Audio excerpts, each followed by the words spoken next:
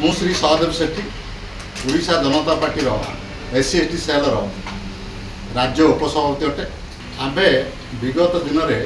बहुत पॉलिटिकल राजनीति party देखीचु Congress BJP BJD यही माने ओडिशार जो जनजाति ओडिशार हरिजन आदिवासी पिछड़ा लोकों किसी उन्नति करना आम ओडिशा जनता पार्टी सभापति श्रीजुक्त तथागत स्वाईंकर वरिष्ठ नेतृत्व में आम चिंता करूँ ओडिशार जो आदिवासी हरिजन दलित पिछड़ा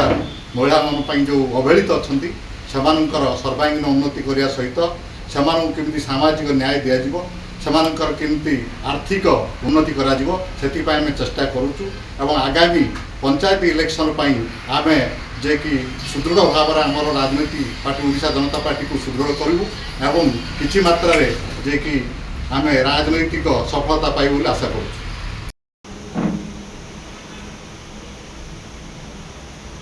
सरकार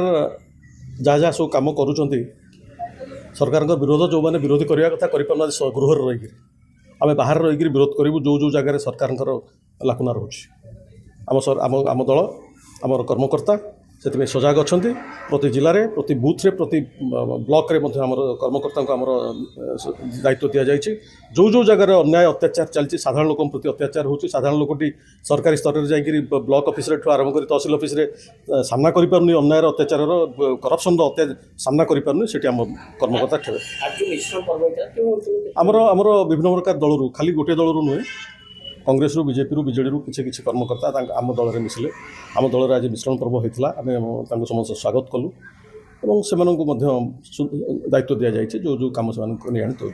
कोस्टर समस्या तो रही ओडिशा रे मात्र 300 कोटी टंका हेले आमर कोस्टर समस्या चलीज मुझे कही जो गवर्नर को देलु कृषि मंत्री को देखा करी कृषि मंत्री को कही आप मात्र 300 कोटी टका रिलीज करूँ और गोटे मसरे डीपीआर तैयार करूँ आ 2 मास मात्र लगुच कोल्ड स्टोर तैयार करने 3 मास आम समस्यार समाधान हो कर्णपात करना बहुत सुंदर भाव उत्तर देते विल टेक केयर बहुत सुंदर आंसर दौरान कि आज पर डीपीआर प्रस्तुत हो पारा ना 1.5 वर्ष भितर सामान्य जिनसा गोटे गोटे केनाल खोले 300-400 कोटी इरिगेशन खर्च कर दूसरे से केनाल कुआड़े गला कि आज पर जापना से केनाल जंगल भितर कौ केनाल खोला किए जानते 400 कोटी बिल ये चाषी समस्या आम गोटे आत्मनिर्भर हवा तुम आत्मनिर्भर भारत कौच आत्मनिर्भर ओडिशा कौच आत्मनिर्भर आलू हो पार यहाँ कौन यहाँ गोटे साधारण कथा यहाँ ना एमानकर मन से ना चाषी बहुत समस्या है चाषी मैंने हैरान होती एवं सुधा मंडी खोली पारुनी जो जो अंचल जल्दी चाष हो जल्दी धान कटा हो जाए से अंचल तुम जल्दी धान मंडी खोल गोटे ऑर्डर कौन जो गोटे समय ही सब मंडी खोल सेमती भूल जिन जो जगह सेप्टेम्बर धान कटा हो पश्चिम ओडिशा रे जल्दी धान मंडी खोलिक दियो जदि उपकूल ओडिशा रे आम डिसेम्बर खोलुची ताले डिसेम्बर जनवरी मंडी खोल तो सेमती गोटे बसिक तुम एसी रूम आम मंडी खोलिया ऑर्डर देचु तार अर्थ कौन तुम सरकार चलुच ना लोक समस्या बुझीपार राज्यव्यापी आम बरगढ़ में आंदोलन आरंभ कर सारीचु अलरेडी बरगढ़ आम कर्मकर्ता जिला सभापति अलरेडी जाकि कलेक्टर को दे सारी मेमोरांडम जल्दी आप मंडी खोलते कौन आम धान बाहर पकई रखू